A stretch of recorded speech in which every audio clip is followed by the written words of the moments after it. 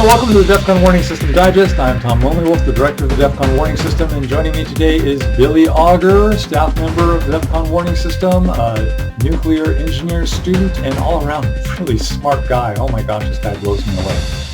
So say hello, Billy. Thank you for having me here. Let him know that you're a real person, not somebody I just made up. Yeah. Kind of like my dates in high school. So what we're going to do is we're going to talk about the recent conflict between Iran and Israel. Generally, when I phrase these, I tend to put the aggressor as the first one, and the defender as the second one. So that's why I phrase it as Iran, Israel, rather than Israel, Iran. I guess that is kind of giving an opinion. So if your opinion is different, that's it. That's your opinion. Live with it. Deal with it. Anyway, what we're going to do is we're going to examine why the DEFCON warning system went to DEFCON 4 for this conflict and what brought us back down to DEFCON 5. There's a lot of controversy about the DEFCON levels out there. You look at some of the Twitter comments or some of the comments on the community forum, and you'll see, why aren't you at DEFCON 5 or why aren't you DEFCON 4? We should be at DEFCON 3 or 2, or, there's a couple of comments out there. Why aren't you at DEFCON 1? Well, the missiles aren't going to fly in 5 minutes, so that's probably why we're not at DEFCON 1. People kind of overread these DEFCON levels, especially when there's other people out there who are putting on these ridiculous DEFCON levels that claim that the world is going to end, the sky is falling, cats are going to start living with dogs and things like that. And it's just, it gets really hard to, wade through all the junk out there and the doomsayers who, for some reason, are kind of looking forward to, nuclear war and the world ending, that they see it around every corner. And so we're out there trying to, say we're not close to the end of the world. We really are at DEFCON 5. It really is just DEFCON 4. Nothing really to worry about. We just need to look at things and a little bit closer. And so we just want to give you our thoughts on what brought us to the different levels. Billy, you want to chime in there? Because I know I just rattled and prattled. And if you kind of look at my eyes, you see my eyes kind of like looking down. I'm kind of thinking what I'm saying. I'm kind of going off on these little tangents and things like that. Maybe someone kind of needs to stop me and take me in hand and say, shut up every once in a while. No, it's interesting. No, well, I mean, the whole debacle started obviously ages ago when the 7th of October attacks happened. But so before this whole debacle sort of happened, the conflict in the Middle East was between Iranian proxies, so Hezbollah, Hamas, and the Houthi rebels, and Israel. So because it was a conflict between non-state actors and obviously Israel, we obviously didn't go to DEFCON. We didn't change our DEFCON levels because we didn't feel the need to. But that all changed. So what started this chain of events was Israel struck an Iranian diplomatic outpost, which killed an IRGC commander and some others. And Iran was obviously very upset by this, and they vowed retaliation. Now, it wasn't just a diplomatic outpost. It was an embassy, wasn't it? Yes, I believe so.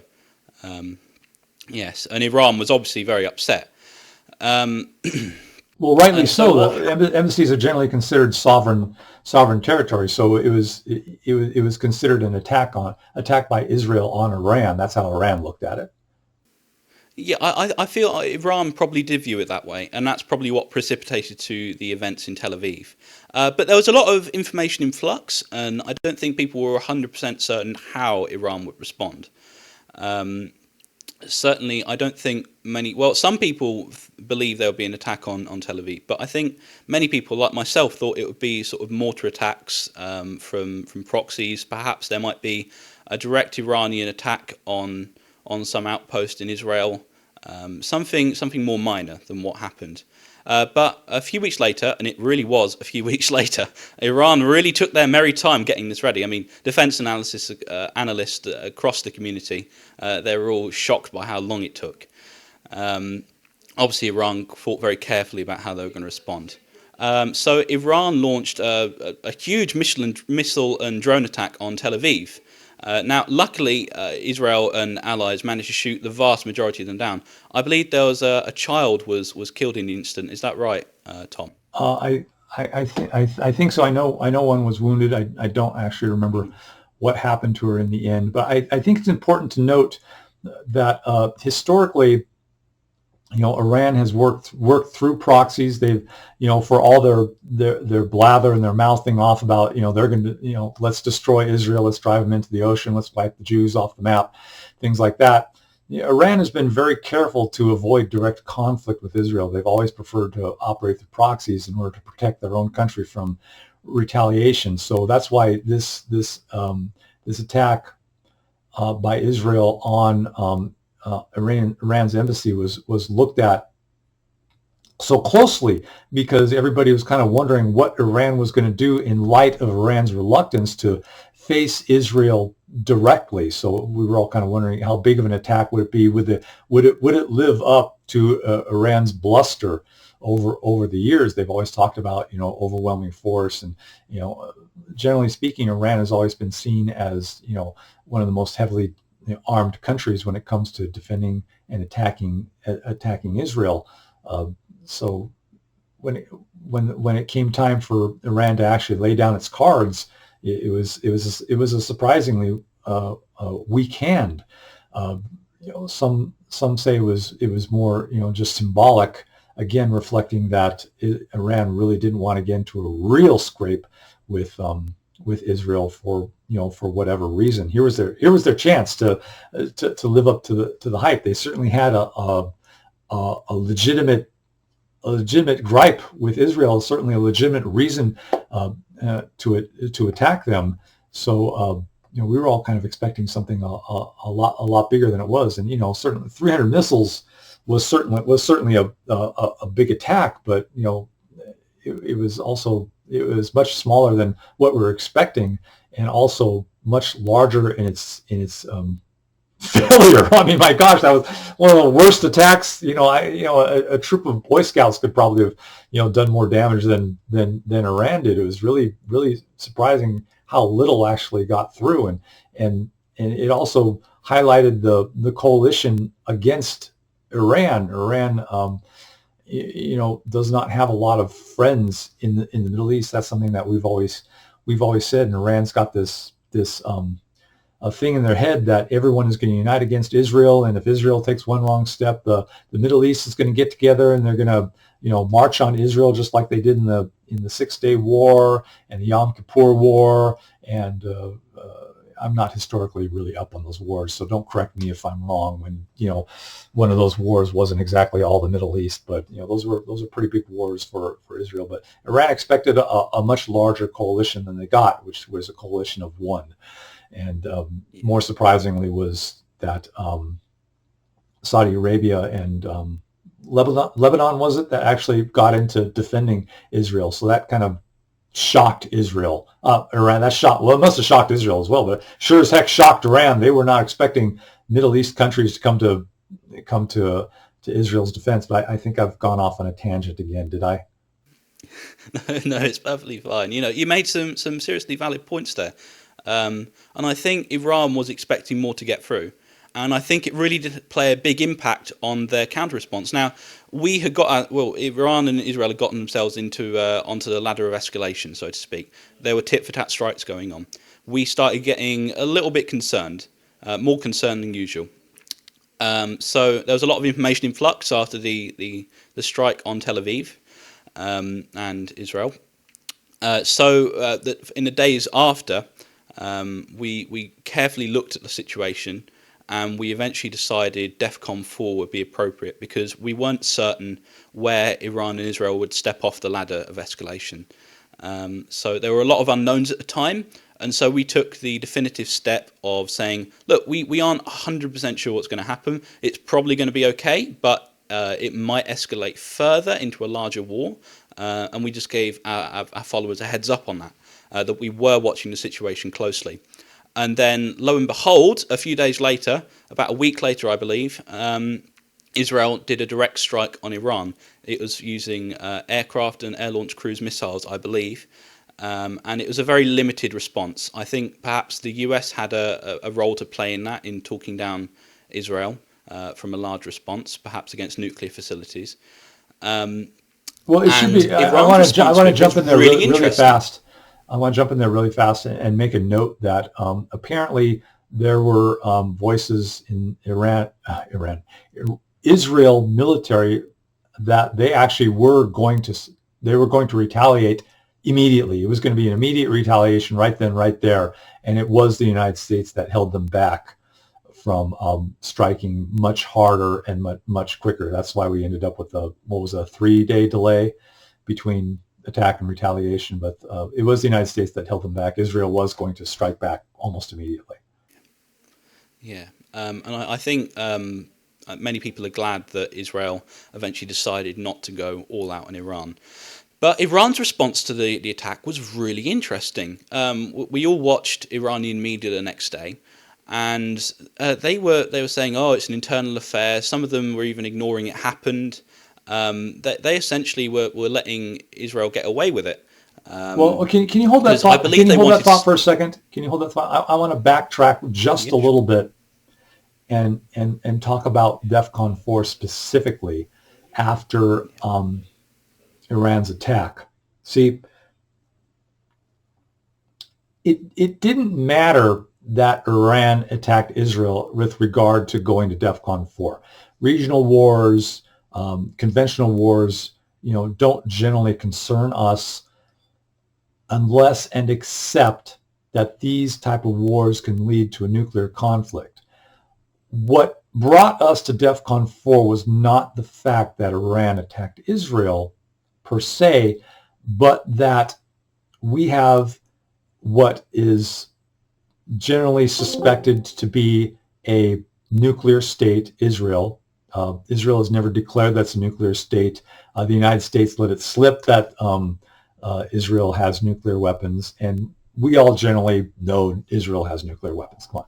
Except that Israel would face extinction, Israel is not going to use nuclear weapons. So there's some people out there who are talking about, Israel is going to nuke Iran over the attack and things like that. That never was going to happen. Even in conventional war, Israel is not going to resort to nuclear weapons unless they're looking at extinction. And that again, we go back to what I think was the 6-day war that they were about to lose until they were able to turn it around. But what brought us to DEFCON 4 is the fact that some people suspect, and the DEFCON warning system joins this opinion, that Iran has nuclear weapons. Now how many they have, we don't know. It could be a couple. It could be one. What state that nuclear weapon is in, we don't know. This suspicion came about several years ago because there's a I don't want to say rebel group. There's an opposition group in Iran, and they fed the West information about the Fordo facility. I don't know if I'm pronouncing that right. That was a secret facility that nobody knew about, but this group got that information out, and the West was able to confirm that, yeah, there's this clandestine nuclear facility where Iran is working on nuclear materials outside of UN visibility. And so this same group, who now we know gives good information, also said that Iran has nuclear weapons. I don't remember the exact statement they said. I don't remember if they said a nuclear weapon singular or nuclear weapons multiple, but we give some credence to that. Now, I was going to say the Ayatollah. I think that's the incorrect word. But the supreme leader of Iran issued a fatwa saying that nuclear weapons are against Islam and a whole bunch of other Feldercarb that nobody believes. So we discount that claim from Iran that they're not working on nuclear weapons. We believe that they are working on nuclear weapons. The International Atomic Energy Agency has come out and said that Iran has raised their uranium enrichment above civilian needs. It's like at 60% or something like that, or did they get up to 80? I'll let you chime in. Yeah, the IAEA has detected particles at around 80%. They didn't provide an explanation for that. Iran has gotten it up to 80%, and you only use that for military. There is no civilian need for that. So based on everything that we know for facts, we discount the Supreme Leader's statement that Iran will not pursue nuclear weapons.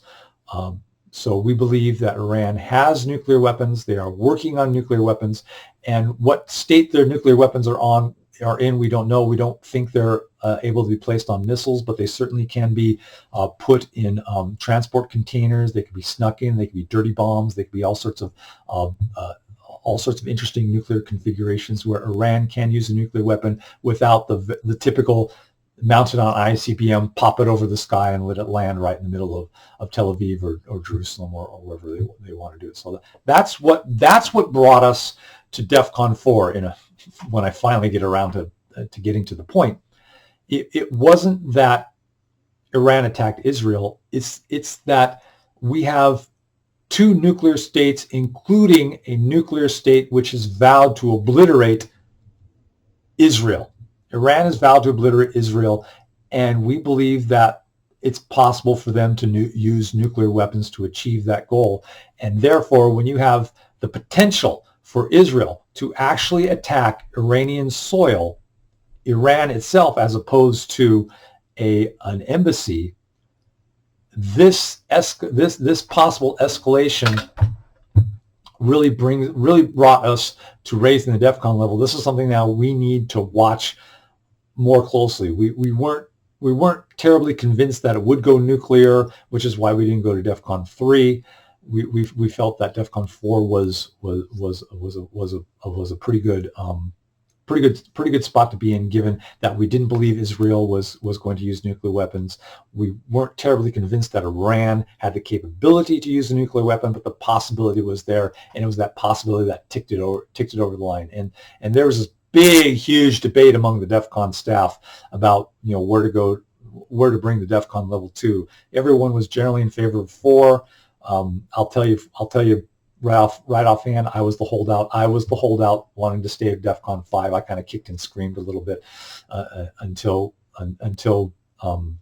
Iran finally attacked Israel, and that's kind of what kicked it over. It just got a little bit too hairy on that. But I was the lone holdout, and it was pretty unanimous to go to DEFCON 4. Nobody was thinking DEFCON 3, but we were starting to talk about what do we need to see to go to DEFCON 3. That's kind of like how things go. When we go to one level, we start talking about, okay, what do we need to do?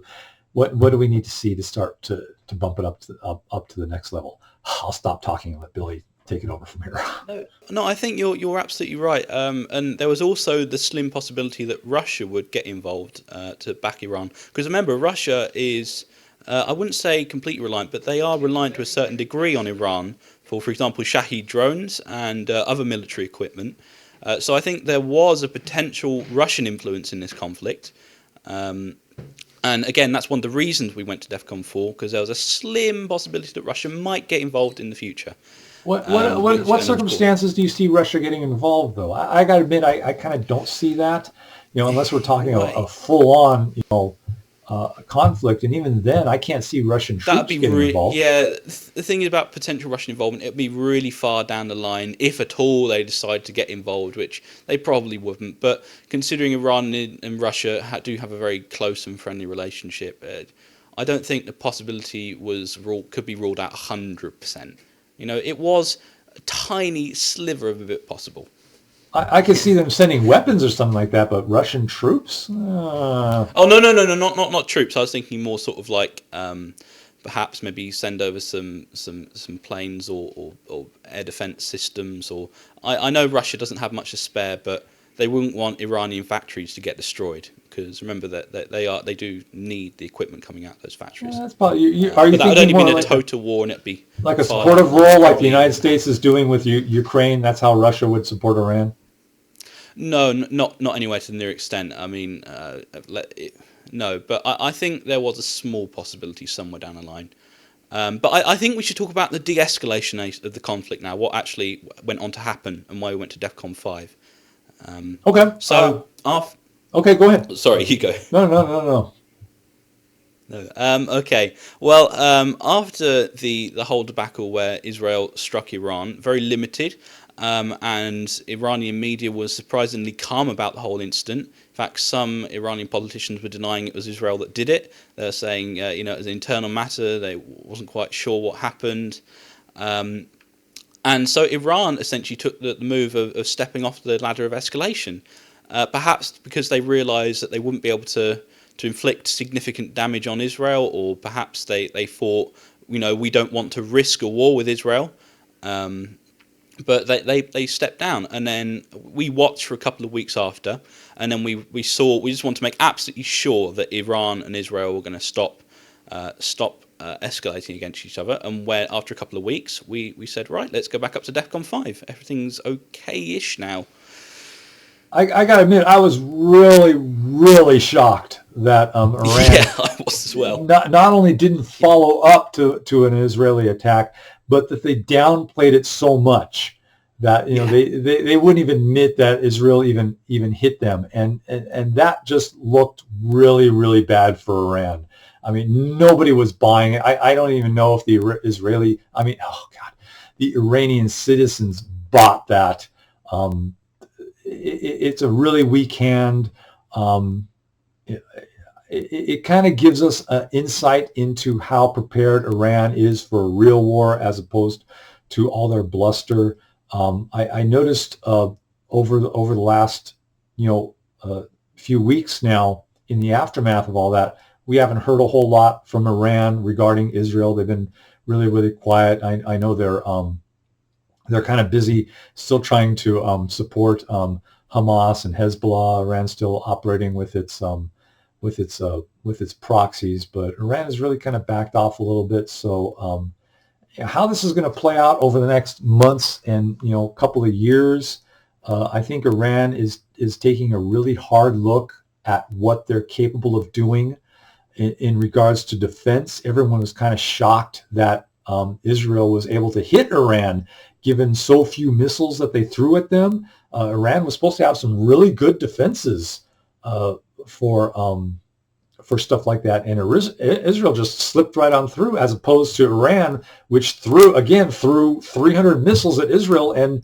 hardly anything got through. And we have to acknowledge that it wasn't just Israel was able to defend itself. It did take the United States. It did take England to do that. It did take and Saudi Arabia helped and Lebanon helped. So it was a coalition that was able to. If that coalition wasn't there and Israel was on its own, who knows how many of those missiles may have gotten through. But the fact that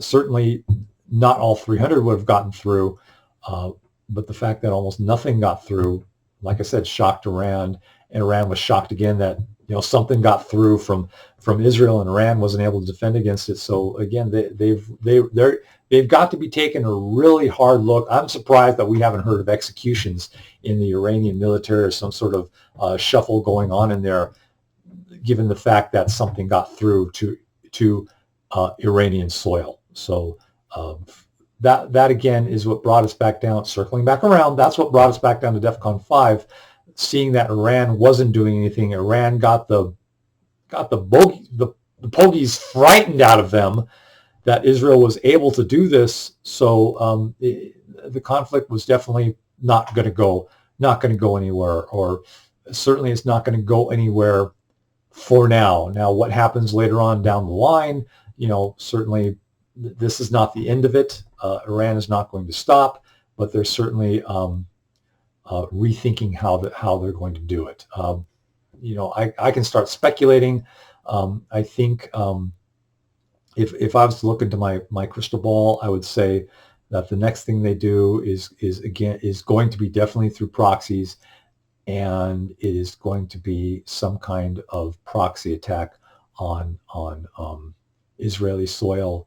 And I've always said this, but now I'm even more certain that some kind of dirty bomb will eventually go off in Israel and Tel Aviv or something like that. And Billy can speak more to this, but we're able to determine where the material for these types of bombs come from from the signature, because the signatures from the uranium or whatever is very specific, and we're able to tell who has it, where it came from when a bomb goes off. Bill, I'll let you take it on that point. Yeah, no. So if you had something like a dirty bomb, so that's probably going to be spent nuclear fuel. So you can tell, you can pretty much narrow down the countries it could come from, and it depends on a lot of things, but it is possible to tell where material has come from.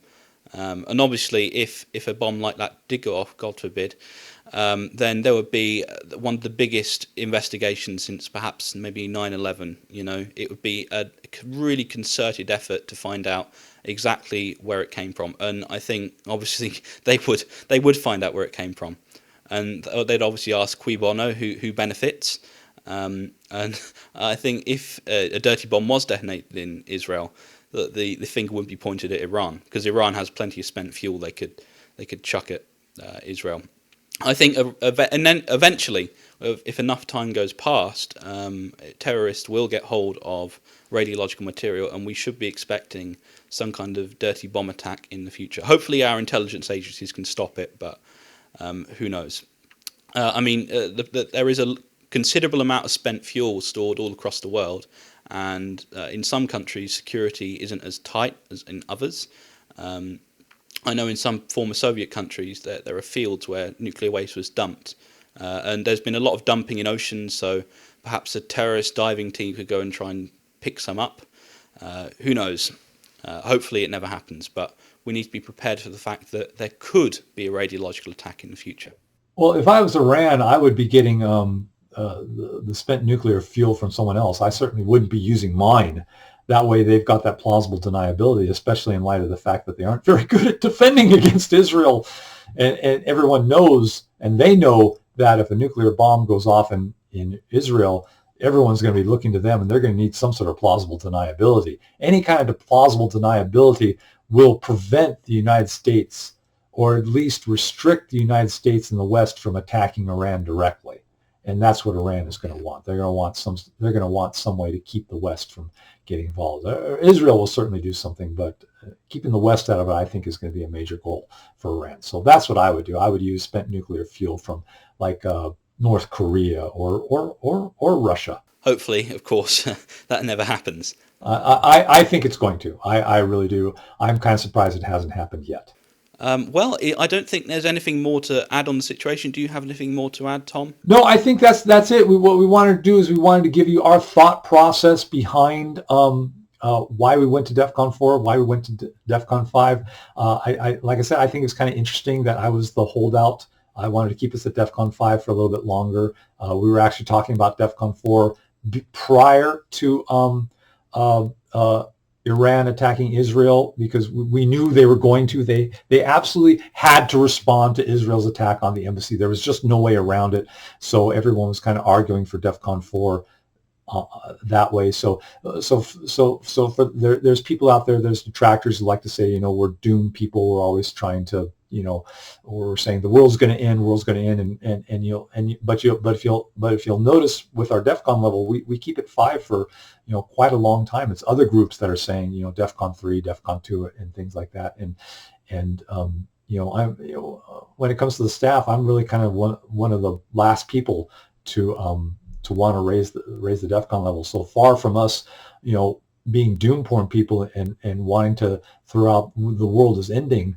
Let this be a lesson to everyone that, we're actually very reluctant to raise the DEFCON level. We raise it when we feel it's necessary, not because we want to or because it gets us clicks or anything like that. It's because we feel that the public needs to be aware of the situation, that something is going on, and maybe they need to take some extra precautions and things like that. Yeah, no, absolutely. I think you're right there. We comparing us to some other less reputable people on Twitter. I think we're probably one of the more level-headed lot, and I think I think there has been some unfair criticism of our system in the past. Yeah, well, what are you going to do? Okay, so that is going to be the end of the DEFCON Warning System Digest. We tried to make this 10 minutes, and according to my clock, it's about 30 minutes. So we'll see how this comes out in editing. So for the DEFCON Warning System, I'm Tom Lonelywolf. And I'm Billy Auger. And that is Billy Auger. I think I interrupted him. We'll try and do these digests a little more often, especially, give us a like, subscribe to us. Please leave comments in the comment section. Let us know that you like this stuff. Let us know what more you want to see. The more you comment for us, the more that we see that you're interested in this, and the more it'll motivate us to do this. So if you don't want to see more of these, don't comment. If you want to see more of these, give us a comment, give us a like, let us know that you like it, and give us some subjects that you want to hear from us. We're more than happy to follow up on this. We read all our comments, we talk about them, so we definitely do value your feedback. Okay, thank you very much. Billy, say bye. Thank you, see ya.